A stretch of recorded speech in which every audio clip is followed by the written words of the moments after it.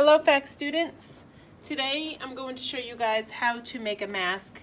We're going to make the pleated style masks, which is similar look to the surgical masks, and I'm going to demonstrate when you guys come back to class. You guys will be able to make your own. So it's good to know that when you make your masks, all the fabric has been pre-cut, so they all look like a long rectangle. Okay, and all the elastic has been pre-cut, so that's going to save you a couple of steps. I'm going to have some sewing machines set up. They will have different color threads in them, but all the machines will be threaded, pre-threaded. You know it's threaded correctly when we see two pieces of thread out on the side there, so that is good to go. So the first step I'm going to do is I'm going to move this out of the way for a minute.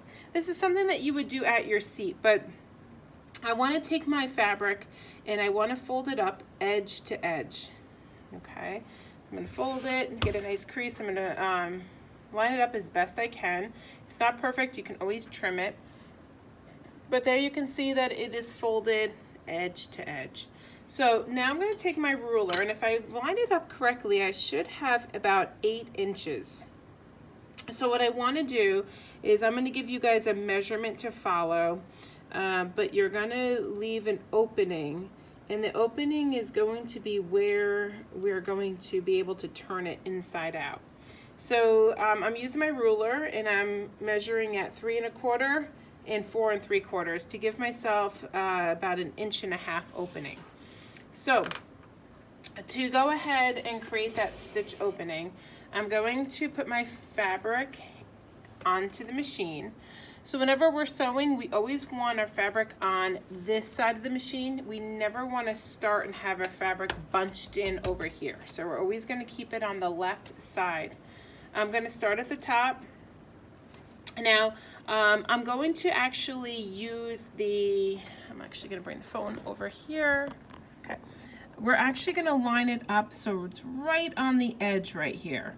Okay, so you'll notice on our sewing machine there is like a little bit of there's a ruler here or a grid with measurement lines here.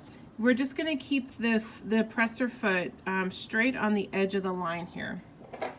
And I'm going to use my foot pedal down below, and that's going to control my speed.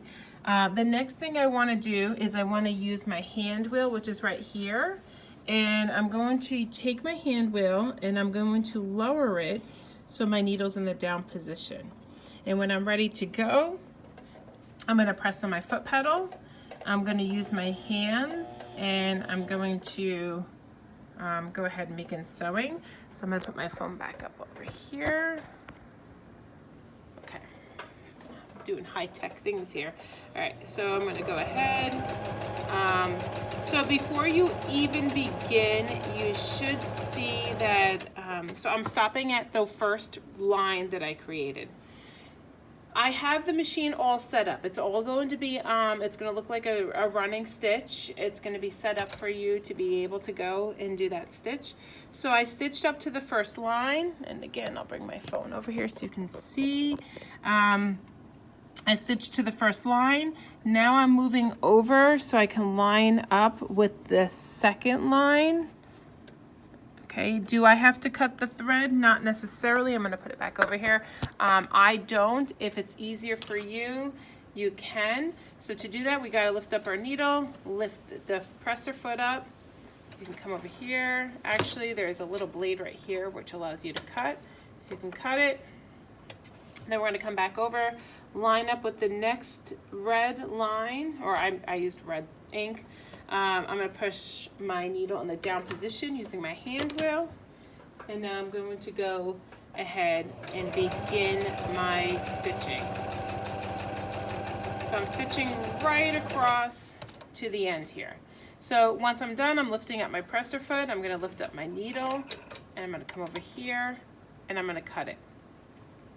So I can always take some of this extra thread here. What's nice about the sewing machine, you do not need a closing knot. You do not need a tailor's knot. The machine does not require the knots because it stitches nice and tight. But sometimes you do get some of these loose threads, so we can just cut them down. Usually if it's inside the project, it doesn't really matter. but you'll see that it looks the same on both sides.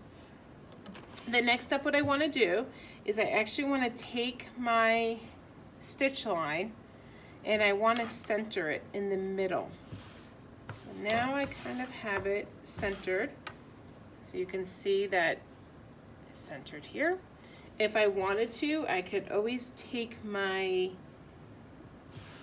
scissors or shears, and I just happen to have scissors here, but you can take and you can trim any excess fabric if it's not lined up edge to edge here.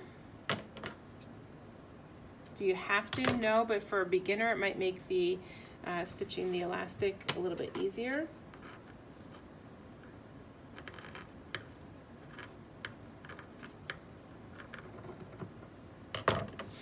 Okay, so now I'm going to go ahead and start putting in my elastic. So I'm going to take the one piece of elastic and I want to line it up right with this fold line, and I want to just have just enough elastic sticking out, about a 1/4 of an inch. Okay, now what I'm going to do is I'm going to take my fabric, I'm going to put it over, put my phone back over here, I'm going to put it back again edge to edge. Okay, and I'm going to go ahead, lower my presser foot when I have it lined up right.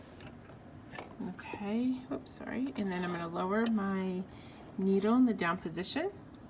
Okay, and then I'm going to stitch down.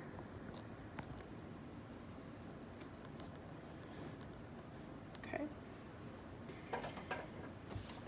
I always like to hold my hands in the position like right here. So you'll notice what happened with me just now is I did lose my thread. It did pop out. That does happen sometimes. If that happens, you can always rethread it yourself. If you're not sure, you can always ask me. The main thing is, they're all these numbers on here. It's just following the numbers, but the main thing is just making sure that the thread goes through the needle, and you guys all knew how to thread the needle. Just obviously the eye of the needle is at the bottom of the needle instead of the top. Okay, so I'm going to go ahead and start again. So I'm doing a straight stitch going down. I want to fold this folding line down. I'm going to stitch about halfway. And right when I get to about this halfway mark, I'm actually going to get the other side of the fabric.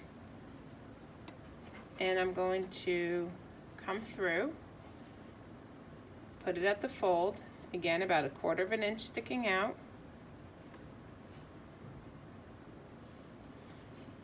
And I'm going to lay it in there nice and flat. If you need help repositioning it, you can. I'll show you another method on the other side of what to do if you want to pin it instead. So I'm going to keep going down, nice straight line. Okay, so now I stitched a straight line going all the way down. To make the stitches more secure where the elastic is, we're going to do another stitch to make it more sturdy.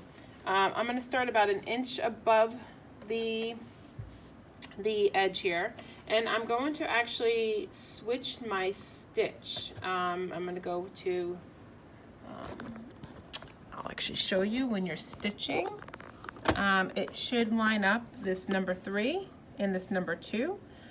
When we want to stitch a zigzag, we're actually going to move this over so the D's lined up with the number 3, and I'll show you what that stitch looks like here.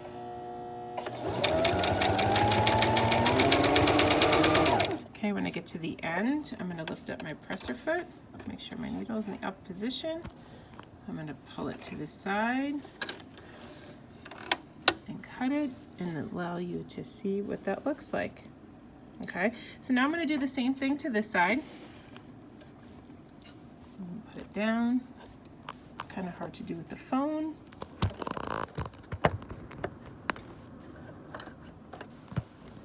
Okay, and again, I'm going to go ahead